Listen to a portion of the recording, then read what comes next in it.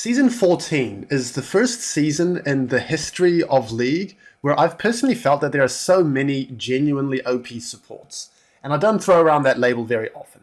For context, I've hit Challenger for the last 9 years in a row. Normally what my climb to Challenger looks like is I start somewhere between 50 to 55% win rate and just slowly grind my way through Diamond until I start to hit Master, Grandmaster, Challenger lobbies, and then I have a bit of a better time.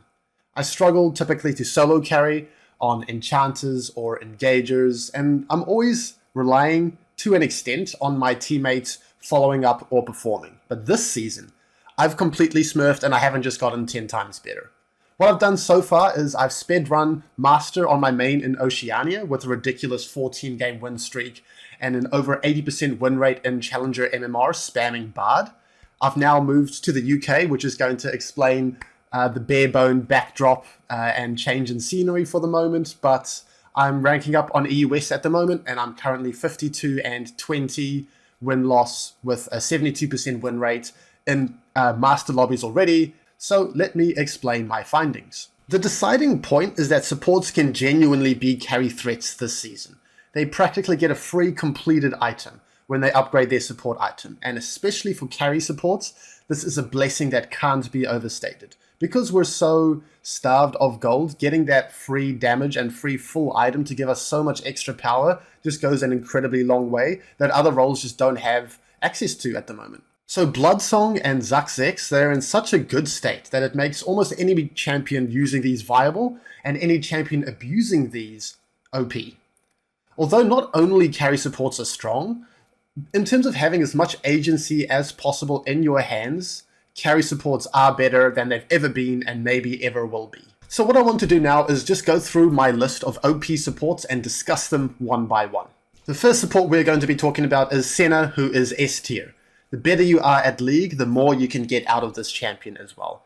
She is the #1 abuser of Bloodsong, and like I said, Bloodsong is in a fantastic state. Bloodsong instantly procs off of her Q from long range. And Senna has always been that perennial support carry, so there's no wonder that she's excelling in Season 14 with a season that is conducive to carry support so far. For runes, you'll almost always go Fleet Footwork with Inspiration Secondary, and in more detail, we're going to go Fleet Footwork, Presence of Mind, Legend Alacrity, and typically Cut Down, and then Approach Velocity and Biscuits in the secondary tree. Approach Velocity is very important to be able to find her next auto attack to proc her passive off of her Q slow. So if you don't know, Approach Velocity allows you to move faster towards targets that have been slowed and your Q slows. Shards, we're going to go Attack Speed, Adaptive Force, and Scaling Health. Typically, we can also consider Tenacity in the third rune shard if they have a lot of CC. For items, we're going to go Youmuu's first into Edge of Night second, and that Edge of Night is crucial in giving her that much needed survivability. And Youmuu's, this is a fantastic first item spike. I've learned through spamming this champion this season, there's no real room for Umbral. It's not a strong enough spike, it costs too much this season, and we really want to have that 2-3 item spike that is going to be game changing. I like going Rapid Fire as a third item for that crazy range for your auto attack harassment that has scaled up with your soul collecting into the mid to late game. Others prefer Collector. I'd only go that 4th and onwards though, and typically my 4th item is going to look like an armor pen like Lord Dominic's Regard instead, so I'm not a big fan of Collector. Swifties, we always want to go Swifties. It is fantastic for kiting and spacing, which is something that you really want to get comfortable and proficient on as Senna to be able to deal damage safely and get that poke out. You want to start playing around with starting Doran's Blade. She is the best abuser of this current support meta of starting a Doran's item. She makes fantastic use of the AD of the lifesteal. She has so much sustain with Fleet Footwork and Doran's lifesteal and her Q that it's just almost impossible to get rid of her in the laning phase and in those extra stats. She's just constantly shoving and poking and using those stats, maintaining shove. And the reason that supports are starting to go this, I might make a video on it soon, but the main reason is that the support item, the World Atlas that you start with, the stacks stack up very slowly initially. And so there's no real use in just waiting for it to stack up. It's going to get 3 stacks by, the end of the 3rd wave, where you can just start a Doran's item based on 400 gold, get your support item, and then you're happy. We're going to round it out with Heal, typically, you can go barrier if your ADC takes heal and you want to have as many selfish stats as possible, because barrier is going to be better as a selfish tool, worse for 2v2. How we want to generally play Senna is that we're going to be playing selfishly, positioned selfishly. You've picked Senna, right? You're a damage dealer. You need to deal damage. You're a carry. You need to stay safe. So as long as you're alive and you're finding targets to hit, you practically can't lose. Find those ways to deal damage safely. Have confidence in your insane 2v2 strength, especially in the mid-game, on mid-waves. When Senna's biggest weakness is just getting one-shot by assassins, so if you see an Eve or a Kayn or a Katarina, it can be quite tricky to think about how to itemize. And so what I have done is I've played around with tank support Senna, where you go Grasp of the Undying and Conditioning, and you build tanky boots.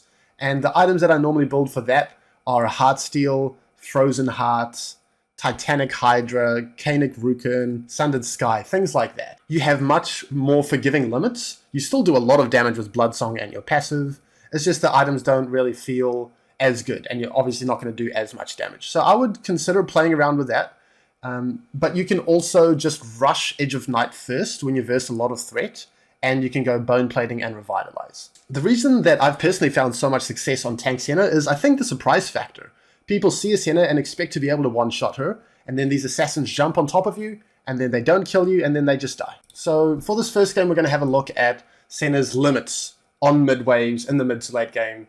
What we're going to see here is I notice that Zed is going to put his dash on cooldown. That's all the go button I need. I'm going to start sprinting at him, running him down, using my damage and my kiting and my spacing and everything, and just pick up a free kill there. It's going to catch a lot of people by surprise if you play this aggressively, but he used his dash, he can't get away. He used his ult in an earlier skirmish, and then the sky's the limit for me. We're going to look at a couple more examples on the mid wave here. The enemy jungle is going to try and hold this wave, and then I'm just going to play on my limits, find a Q through the minions, use that approach velocity, all my mobility, all my damage, proc my passive. Next thing you know, enemy jungle is half health, enemy support is half health, and that can just completely set up this next window for success. Last example, just a few seconds later. As we know, I chunk out the enemy support, and so what's going to happen now is the only go button I need here is that Janna has put her shield on cooldown, so now she can't shield herself. I have Edge of Night to block her tornado, and so I'm just going to sprint forwards and just tower dive them 1v2. And so it's going to take a bit of playing around for you guys to reach this level of confidence, but hopefully this inspires you. Give it a go. But to get the most out of this champion, you need to be able to find these windows where you just absolutely dominate on mid waves. Always staying safe, always finding ways to deal damage. If you're alive, the game is never over. You can see I'm highly valuing my life here. Paying respect to the Eve. Being very disciplined.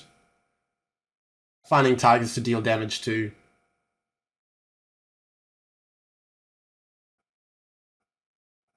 And just imagine this from their perspective. That this Senna is just never dying, doing consistent damage. We can't quite get a hold of her. We can't end the game. Very respectful. Flash from me there. Use my mobility to dodge that. Continue to do damage.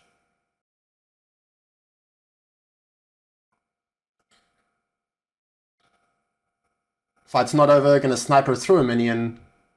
And then I can safely kind of chase her and pick up that kill. And you can just be exceptionally hard to beat with this approach.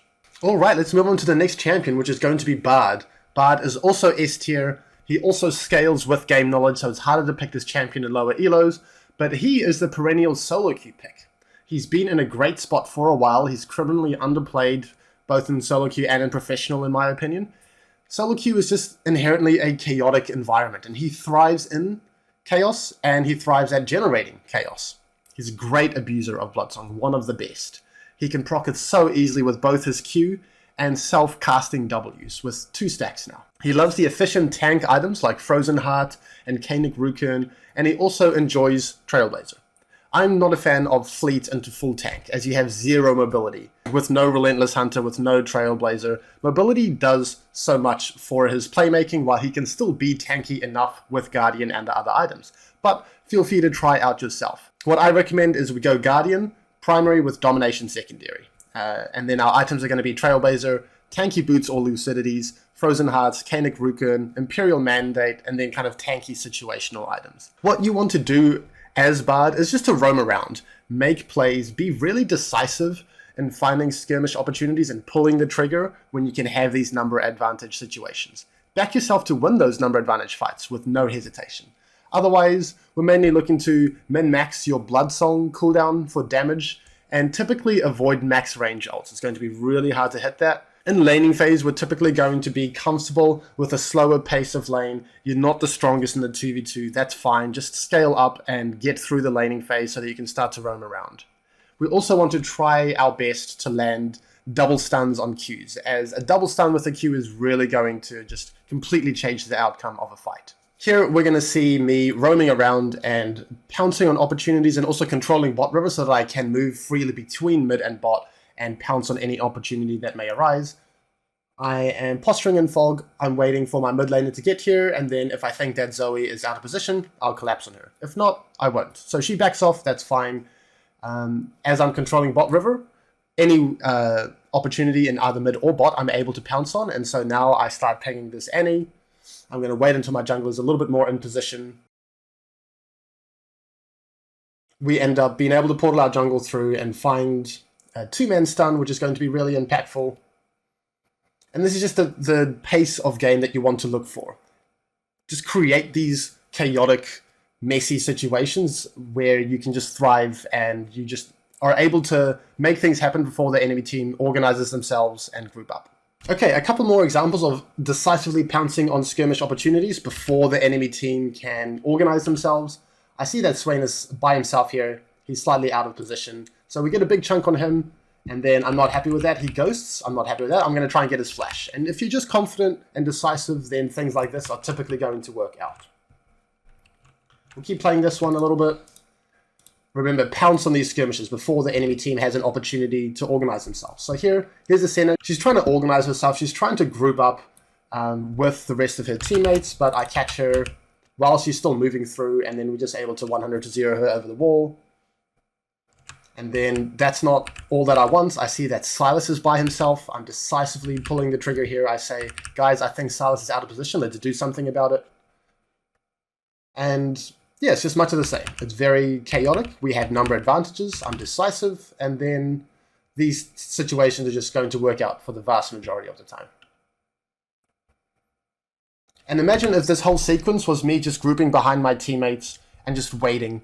And then if they organize themselves in a 5v5 or a 4v4, then we're going to be in a lot of trouble. But I pounced and I carried this moment in the game. One more example coming up, and it's not like the only place you can find skirmishes and number advantages is on the sides of the map. That is easier, that is higher percentage, but sometimes the enemies are just going to be by themselves in the mid lane, right? Right now we see that Silas is all the way on bot side of the map and we're kind of grouped up, so I'm like, okay, I think Swain's out of position here, let's chase. Let's try to get a pick on Swain, and then I'm going to try to get a kill on Senna afterwards, because she's trying to help out as Swain. I'm saving my ult, I'm getting a high value ult here, and then we just kind of get 2 kills for free because of my decisiveness. Next up, we have Janna. She is an absolute S-tier champion right now. She scales with competence, spacing, and kiting, especially with the build that I'm going to be recommending. I don't want you guys to play or build her as just a typical front-to-back peeling, safe enchanter. She roams around like a psycho. She's always had a fluid identity where you can choose between roaming and peeling, but right now, the absolute best build is going to be the roaming and the skirmishing one. So what this build is going to look like is we're going to go Zaxx, Swifties, Imperial Mandate, weave a Dark Seal into there, and from there we're just going to build into whatever looks good. If there aren't any situational items that we really need, then we can go Chevaliers for a little bit more move speed, we can go Ardent Sensor with on-hits ADCs, we can go Staff of Flowing Water for a few more APs or just a decent splashable item. But the bulk of your build is just going to be the Zaxx, Imperial, and Swifty spike, where you're just roaming around and absolutely wreaking havoc. So we want to be annoying, you want to kite around, you want to get in their faces and get out, run around. No other champion can do what Janna does quite like this, with how much move speed she gets, how annoying she is with her slow, and her passive boosting her damage now, and then she has her Q and her R for disengage if you start to overstep a little bit too much. The mid game is where we're going to make the most progress. especially on our Swifties spike. Then we can really run around and start to get a lot done. But otherwise, Zuxtex and Imperial is just going to do an absurd amount of damage with your Comet and your Scorch. And talking about Comet and Scorch, the rune setup that we're going to go, Comet, Mana Flow, Celerity, and Scorch. And then secondaries, we're going to go Relentless Hunter and then either Eyeball Collection. I quite like this one, or we can go Zombie Ward. But either way, we're just going to be buffing up our Adaptive Force to be more annoying and do more damage. At the end of your games, you are going to be middling or topping the DPS charts if you're playing your champion right and you're spamming W and you're getting in people's faces. So that should just give you an indication of how we are going to be approaching Janna in Season 14. Otherwise, in lane, what we can do is we can channel Q and Fog to surprise ranged matchups, and versus melee matchups, we are incredibly confident while we are saving our Q to disengage, we're getting in their faces with orders and Ws the whole time. For the rest of the game outside of lane, we are confidently spacing with our W and our auto attack, and we're being annoying, and we're never letting the fight finish. We're always alive. It's kind of hard to explain, but what I think we should do now is just jump into some examples for what this exactly can look like and how unique it is for Janna. For this example, we're going to start in lane. As you can see, I'm going to be annoying with my auto attacks and my W already. I'm going to be constantly tethering and trying to outplay them with my kiting and my spacing. Always trying to posture forwards to overwhelm them and use my W for some poke.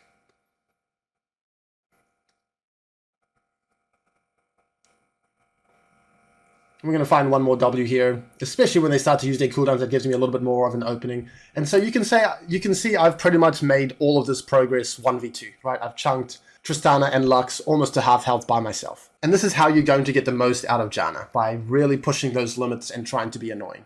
Same thing here. It's not going to look like much, but I'm just going to get in the ADC's face and kite.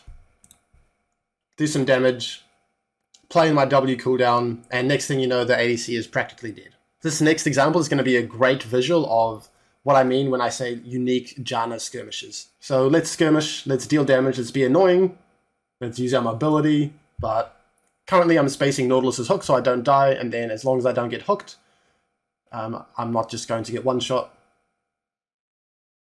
Being annoying, playing on the edge of the fights, hanging around. You can see that I'm still aggressively posturing for another kill. If I was just safely sitting back here the whole time, I wouldn't be able to find that Q into W to set up my Olaf to kill the Jace on the back end.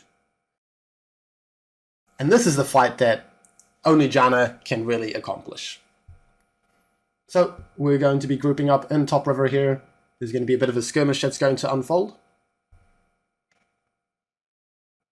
Being really annoying, trusting my movement and my mobility to even dodge a hook, so I'm being really confident here as well, daring him to throw out a hook.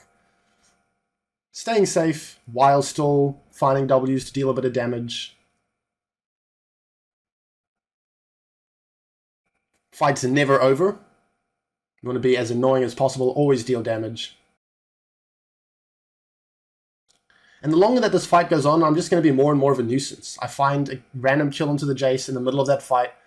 Like I said, the fight's never over. You have unmatched kiting and spacing potential. He jumps over, I'm going to pass forwards to dodge the Graves Q. I'm still hanging around. My mid laner is TPing back. He blocks that, I don't care. I'm still hanging around, I slow him down. And then the result of all of this is I kill the Jace, I force the mid laner's flash and he nearly dies.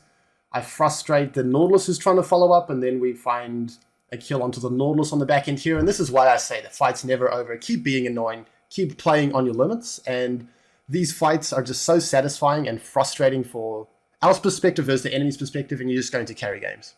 Okay, next up we have Maokai. He is S tier. He is very straightforward to pick at any elo. So the other champions we've been talking about, they scale the higher rank and the better at the champion you get. Maokai you can pick anywhere, doesn't matter. It might be surprising for some of you to see Maokai in this S tier OP list here, but there's practically no strategy to counter him. He has a point and click engage. He is one of the best ults in the entire game. He scales well as far as melee supports go. He provides utility. He has range. If you try to outscale him as an enchanter, you're going to get hard engaged on and you're going to lose. If you're trying to play an engager and kill him, he is going to disengage you and you're going to get outscaled. And he's also the only champion I'm not confident in counterpicking against. I typically pride myself on being able to counterpick any champion with my wide champion pool, but him, I just don't know what to do. He loves Trailblazer. He makes good use of Solstice Slay. Otherwise, he builds pretty standard melee support items, but make sure that you build Swifty Boots so that you're set to run around and wreak havoc alongside the Slay and the Trailblazer move speed. Because that's Maokai's main weakness, is he is short range with his W, but if you get enough move speed with your items and you have your long range ult, then that's not a problem at all. For runes, we're going to go Aftershock and Inspiration with Hex Flash, so let us be ready to spam Flash and Hex Flash in ranged matchups to make up for your short W range. And versus melee matchups, we're going to be a little bit more reactive and have faith in Maokai's Q to be able to be sufficient disengage if they choose to engage. In the mid to late game, we're going to be running around like a psycho, and we're going to be pressing W on people, and we're going to also just try to make sure that our ults are at roughly a 45-degree angle so that it's the hardest to run away from, and it's hard for people to stand behind the teammate to block. If we're just ulting from the front, they're going to run away in a straight line and it's only going to hit one person. It's not going to be that disruptive. Otherwise, let's throw our E into bushes where enemies may try to exit by. Otherwise, be really excited to fight people and catch people out of position and skirmish, which is ending up being a bit of a theme in this video. We're not going to have too much Maokai footage for today, but we're just going to see a bit of a fight here. I jump into the Senna, I get a kill there, and then I'm going to be using my Q to disengage the short range enemy comp here.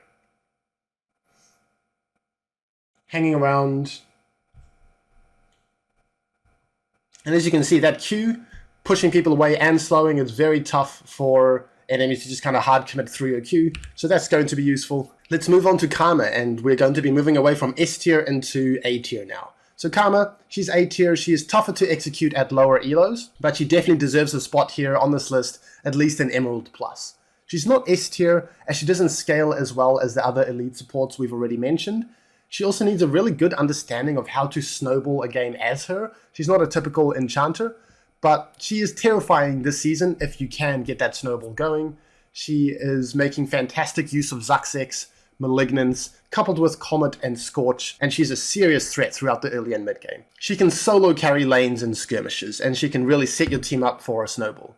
So we're going to go Zaxx, Lucidity Boots, Malignance, and then Imperial Mandate, and then we're going to top it off with either Morello for his healing, or Chevaliers otherwise.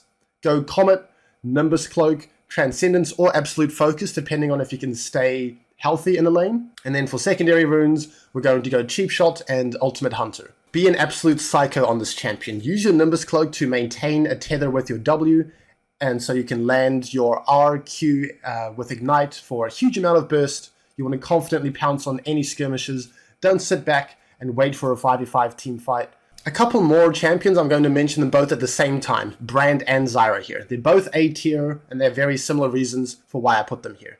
They're easy to get value out of at any elo, so this is good for those mid to lower elos as well as higher elos. The reason that they're not S tier is a lack of independence and skirmishing capabilities, which are both important in solo queue.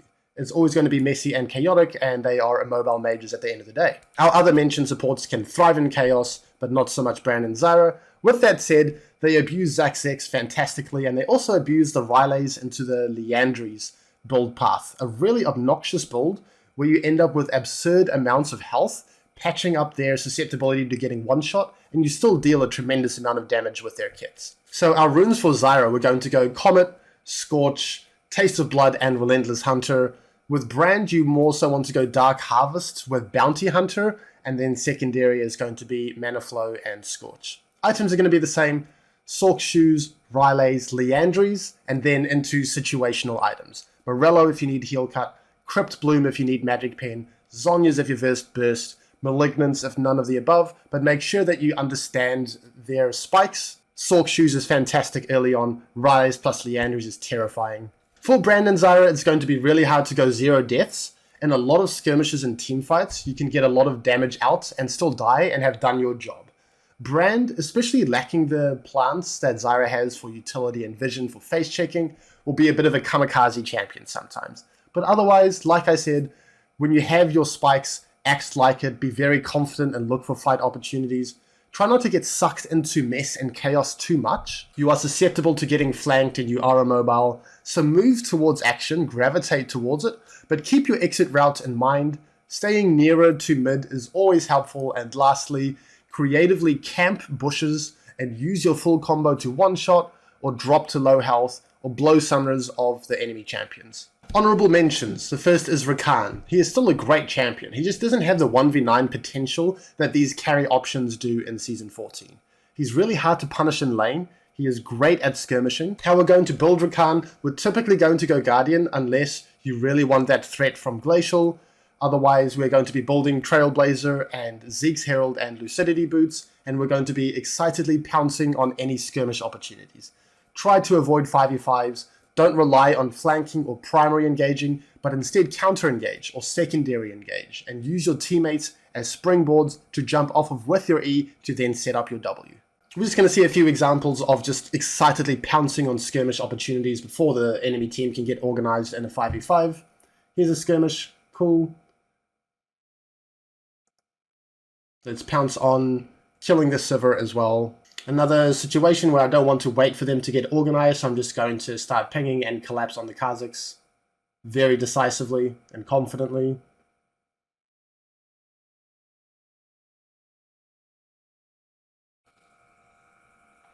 It's going to be a bit of a skirmish here. And once the skirmish ends up to be winning for us, I'm really going to emphasize keep chasing and trying to get as many kills as possible. This is going to be a great example of pouncing on a skirmish opportunity. I think that the Kazakhs is going to be out of position. I think he's going to contest or try to counter jungle over here, so I'm pinging on the way. Any fight that breaks out here, of course, is going to be a skirmish and a number advantage for us. And I'm so decisive and clear with my communication that my teammates are on board, and we just get a free kill. The last champion for today, the last honorable mention, this is going to be Camille. She is a terrifying abuser of Bloodsong. She's very difficult to master, she is unforgiving, but when played well, she can completely 1v9 games as support. The surprise factor is always nice, people don't know how to play against her. Baiting out top counter picks in draft is always nice. The way that we're going to build Camille is we're going to go Halo Blades, Sudden Impact, Eyeball, and Bounty Hunter with Bone Plating and Shield Bash to have absurd early damage.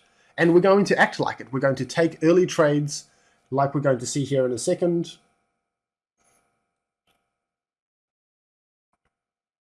Get those Halo Blade auto attacks out, use your passive shield, and then we're going to be a Psycho. We're going to soften them up, we're going to posture for a flash, and an all-in with Ignite later. We're just going to generally run around and take skirmishes. The thing about Camille support is that you need a lot of reps to get comfortable with her combos and the whole feel of her champion, especially with, you know, landing spells with your E, with your W, getting your maximum DPS combo out, which is going to be 2 Halo Blades orders between Q1 and Q2, landing your W on the edge, using your ult to dodge important abilities. Otherwise, she has insane damage with Bloodsong into Sundered Sky, and then into either Sterix if we need survivability or tenacity, or Eclipse for DPS. Titanic Hydra is a decent mid-ground. This is the more common option, but I recommend to go Eclipse on Camille. She gets absurd numbers out of that item with damage and the shield, and the wave clear component of Titanic Hydra is a complete waste. I don't like wasting gold on useless mechanics. Otherwise, let's just see a couple examples of roaming around, being a nuisance and skirmishing, and being very aggressive in doing so.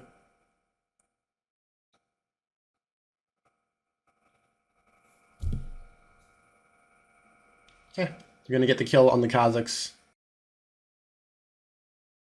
We're going to be posturing around, seeing if an opportunity presents itself, staying in fog, and then we see TF port around here, and then I'm just going to jump on him and practically one-shot him by myself. Of course, I'm doing all of the damage there. But you need a fast pace of game on this champion, you need to snowball, and you need to be competent at the champion. So I wouldn't recommend this for mids to low elos. Anyways, I hope you enjoyed. I hope that this is a little bit more informative now that I have a lot of experience in this season, and I'm not just speaking on theory. Let me know down in the comments below if you think I have missed out on including any other champions that are really strong this season. Thank you for watching. Please consider liking, subscribing, and commenting, as this really does help my channel grow.